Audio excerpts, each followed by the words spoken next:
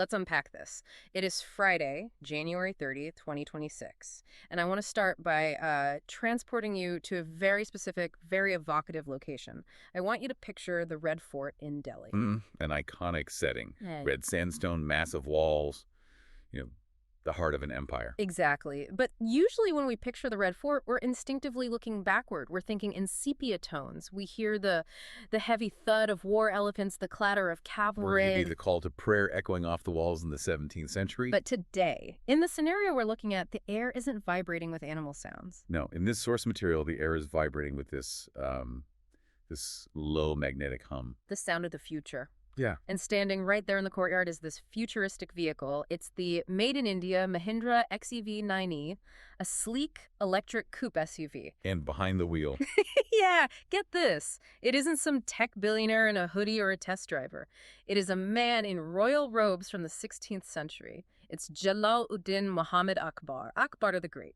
that's that's quite an image to hold in your head. And I'll admit, when you first read the premise, a Mughal emperor in a 2026 EV, it sounds a bit like a fever dream. Or maybe a very bold marketing stunt. Yeah. Totally. It does sound bizarre. But here's where it gets interesting. We aren't just doing this for the visual gag.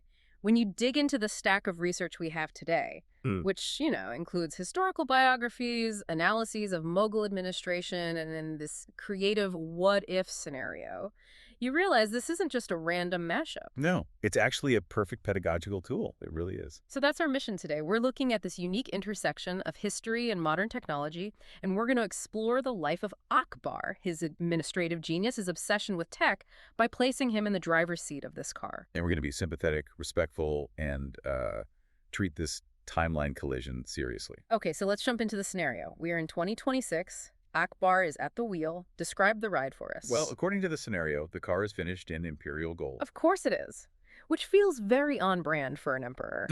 Yeah. Very. And the interior, it's described as having a triple screen cockpit that looks like an astronomer's dream. Now, Akbar is loving this. Yeah. He's completely confident. But the passenger. The passenger is a different story entirely. Right. Riding shotgun is Birbal. Raja Birbal, Yeah. one of the Navaratna or the 9 jewels of Akbar's court. He was the emperor's closest friend, his witty advisor, the man famous for speaking truth to power. And in this 2026 scenario, the source describes him as gripping the ergonomic leather seat, knuckles white, absolutely terrified. He is not having a good time. Well, I mean, think about it. If your concept of speed is based on a horse or an elephant, the instant torque of an electric motor is going to feel like being shot out of a cannon. It's a physical shock. Yeah. And Akbar turns to him, and I love this detail. He's adjusting the rearview mirror with this total boss attitude, and he says, Birbal, look, under this hood, there are no Arabian stallions. But the silence of the void. The silence of the void. That is poetry. It's a profound observation. He sees the car as the ultimate mount for a king, built in his kingdom, for his kingdom, harnessing this invisible energy. But before we get deeper into the drive and why Birbal is hyperventilating, I want to step back. Why Akbar? Why does he fit this mold? Because when I think of Mughal emperors, I think of conquest and forts, not necessarily innovation or early adoption of tech. And that's a common misconception. If you look at the biography, Akbar's life was defined by improvisation and overcoming the odds from day one. He wasn't born in a palace with a silver spoon. Right. The sources highlight his birth in Umarkot. Yes, 1542. He was born in the Rajput fortress of Umarkot in modern-day Pakistan. But the context is crucial. His father, Humayun, was in exile. The Mughal Empire had essentially been lost. So Akbar was born on the run. He was a refugee prince. He grew up rough, hunting, fighting, surviving in the wilderness. He ascended the throne in 1556 at the age of just 13. 13. I mean, at 13, I was barely trusted with the house key. He's tasked with reconquering India. And he had to fight for every inch of it. He was a military genius, conquering Gujarat, Bengal, Rajasthan. But his upbringing led to what I think is the most fascinating contradiction in his character. Which is? Akbar the Great, the man who eventually built a library of 24,000 books, was illiterate. This always blows my mind. The great patron of arts couldn't read. He was illiterate his whole life. Scholars debate why, maybe dyslexia, maybe just the instability of his youth meant he never sat down for lessons. But here is the key insight for our deep dive. Okay. Because he couldn't read, he developed a phenomenal auditory memory. So he listened to books. Constantly. He had readers follow him everywhere, even on campaigns. He absorbed history, theology, poetry, and science through his ears. He was, in a very literal sense, the original podcast listener. I love that. He was binge listening to knowledge before it was cool. Exactly. And because he wasn't bound by the rigid visual structures of traditional text, he often thought outside the box. He relied on debate and dialogue. He was fluid. Which brings us back to the vehicle. The source mentions a specific elephant named Hawaii. This wasn't just any elephant. Oh no, Hawaii was legendary. Massive, violent, and notoriously difficult to handle. A real force of nature. And the legend goes that Akbar was one of the very few who could tame Hawaii and actually ride him into battle. So the connection here is just raw confidence. Precisely. If you're the kind of person who looks at a massive, dangerous biological tank like Hawaii and says, I'm going to drive that, then jumping into a high-performance EV is nothing. He would naturally want to tame the lightning. Okay, let's go back to the car in 2026. This is where the source material gets really clever with the analogies. Akbar and Birbal are cruising, and Akbar is trying to explain the engineering. Right, he's explaining regenerative braking. So he lifts his foot off the pedal, the car slows, and it captures energy back into the battery. He tells Birbal the car feeds on its own inertia. And Birbal, being the sharp administrator he is, makes a connection that only a 16th century local official would make. He compares it to the ZAP system. This is one of my favorite parts, but we need to unpack what the Zabit was. It wasn't just taxes, right? Not at all. It was a data revolution. How so? Before Akbar, tax collection was chaotic. Yeah. It was often based on guesses or whatever the local lord felt like squeezing out of the peasantry that year. Akbar and his finance minister, Todarmal, introduced the ZAT. They actually surveyed the land. They measured it. With incredible precision. They replaced the old hemp ropes, which would shrink when wet and expand when dry, with bamboo rods joined by iron rings. Wow, that's a level of standardization that feels very modern. It is. And then they calculated the average produce of the last 10 years to set the tax rate. It was a data-driven system. It was basically an algorithm. So when Birbal sees the regenerative braking, he's seeing that same efficiency? Exactly. He says, Majesty, this is exactly like your tax reform. The more the peasants slow down to catch their breath, the more a part of their sweat returns automatically to the royal treasury. And he calls the car a tax collector on 4 wheels. It's a cynical joke, sure, but it highlights Akbar's obsession with efficiency. He hated waste. If energy or money was being expended, he wanted a system to capture it. The Zabit captured agricultural wealth. The EV captures kinetic energy. It's the same mindset, 500 years apart. There's another great analogy in the sources about infrastructure. Akbar was known for building caravanserais, roadside inns. Crucial for holding an empire together. You needed safe places for trade and communication. Right. But in 2026, he's not building stone inns. The source says he's building Mahindra charging stations. But knowing Akbar, these wouldn't just be a concrete block with a plug in a parking lot. The source calls them oases of the invisible. Decorated with hard stones, luxury designs, and powered by the sun. It just changes the logistics entirely. Think about an elephant army. An imperial elephant eats hundreds of pounds of sugarcane a day. They produce massive amounts of waste. They are loud. A logistical nightmare of noise and smell. Absolutely. Versus the EV, which offers silent logistics. And the source makes a beautiful point here. Akbar loved philosophy. He built the Ibadat Khana, the house of worship, for people of different faiths to debate. You can't really have a deep theological debate on top of a screaming war elephant. Exactly. You can barely hear yourself think. But in the silent cabin of an XEV 9E, cruising at 100 kilometers per hour, that is a rolling Ibadat Khana. You can discuss the nature of the soul while crossing the plains of Hindustan. Speaking of the dashboard, there's a funny bit about the AI. Akbar points to the triple screen and asks, why should I consult the astrologers when this screen tells me the best route and the state of my finances in real time? Well, this touches on a tension that actually existed in Akbar's court. We tend to think of the past as superstitious, but Akbar was constantly fighting against that. He moved away from relying on omens and towards systems. So replacing the court astrologer with Google Maps isn't a stretch? It's the logical conclusion of his life's work. He wanted predictable, actionable data.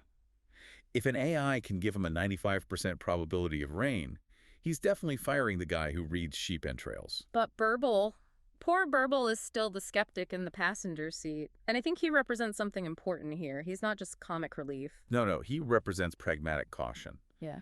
Every visionary enthusiast like Akbar needs a Birbal to ground them. In the startup world today, Akbar is the visionary founder and Birbal is the CFO saying, we don't have the budget for that.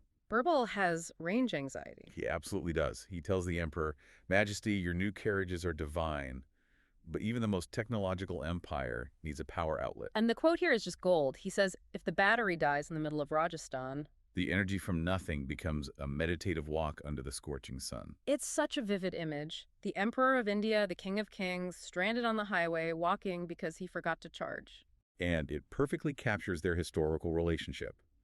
Birbal used wit to check Akbar's power. He's reminding him that technology has limits. You are still bound by the laws of thermodynamics, or in this case, battery capacity. I want to move on to something a bit deeper now. We've had fun with the car and the jokes, but the sources also highlight something much more serious about Akbar. Something that makes him relevant not just as a driver of this car, but as a symbol for the modern world. You're talking about his legacy of tolerance. Suikul. Peace with all. Yes. The imperial gold paint job is cool, but Akbar's real gold was his policy on integration. We have to remember the context. This was the 1500s. In Europe, religious wars were tearing the continent apart. And here is Akbar, a Muslim emperor ruling a largely Hindu population. And he makes these radical changes. He abolished the jizya. Could you explain what that was for listeners who might not know? Sure. The jizya was a tax traditionally imposed on non-Muslim subjects in an Islamic state. It was a standard revenue stream. By abolishing it, Akbar did two things. First, he took a massive financial hit. Gave up a lot of money. A lot. But second, he sent a signal. You are not second-class citizens. You are subjects of the empire, equal to any other. That's a massive political gamble. It was. The Orthodox clerics hated it. But Akbar saw the bigger picture. He integrated the Rajputs, the Hindu warrior caste, into his administration. He didn't just concert them, he hired them, made them generals and governors. And his personal life reflected this too. He married a Rajput princess, Hira Kunwari. She became the mother of his successor, Salim, who would become Emperor Jahangir. This wasn't just a political alliance. It changed the DNA of the Mughal dynasty. The sources mention he created a studio of over 100 artists. Yes, to blend Persian and Indian styles. And this leads us to the Din Ilahi. The religion of God. Correct. It was a syncretic faith, or really an ethical code, that Akbar tried to establish. It merged elements of Islam, Hinduism, Zoroastrianism, even Christianity. He invited Jesuits from Goa to his court to find the universal truth. So bringing this back to 2026 and the Mahindra, it feels like the car is a metaphor for this Din Ilahi. That's exactly how I read it. The car is made in India. It's a source of national pride, but it uses global technology. It's a synthesis. Akbar didn't care where a good idea came from. Right, whether it was a Jesuit priest or a Hindu revenue minister, if it worked, he used it. He would seek the synthesis. He would want the imperial power of the Mughal legacy combined with the zero emissions of the future. The exhibition mentioned in the sources at Palazzo Sciarra was all about showcasing this open-mindedness. It was about showing that knowledge is a responsibility. Knowledge is a responsibility. That hits home. It's not just about knowing things, it's about what you do with that knowledge to hold a society together. Precisely. Akbar didn't just hoard power. He tried to use it to create a system where different people could coexist. And in the what-if scenario, driving an EV isn't just about speed. It's about a new kind of responsibility. Silent logistics, as the source called it. It's almost like the car is the new Sulikul, peace with the environment. That's a beautiful way to put it. So if we look at Akbar as a brand ambassador for this car, or really for modern innovation in general, he checks all the boxes. He does. He loved autonomy. He loved ingenuity. He loved breaking tradition if tradition wasn't working. And he wasn't afraid of the new, whether it was a new religion or a new way to tax land. Or a car that runs on lightning. Which brings us to the final thought I want to leave the listener with today. We've laughed about Birbal holding onto the dashboard, terrified of the demon of thunder under the hood. But Akbar, he was smiling. He was exhilarated. Exactly. So here is the question for you to mull over. If a 16th century emperor, a man who fought with swords and rode elephants, can embrace the future of lightning in a bottle without fear, what demons of thunder are you afraid to test drive in your own life? That is a very provocative question. What's the new technology or the new idea or the new way of doing things that you're looking at with suspicion when maybe you should be looking at it with the curiosity of Akbar? It's worth checking your own range anxiety when it comes to change. Are you stopping because you're actually out of power, or because you're just afraid to leave the familiar road? Absolutely. Now, before we go, we have a very special note for this episode. We know you have a lot of choices out there, and time is the one resource you can't regenerate like a battery. And we truly appreciate you spending that time with us. Thank you so much for tuning in and joining this journey through time. It's a real privilege to explore these stories with you. Thank you. We'll catch you on the next Deep Dive. This has been The Deep Dive.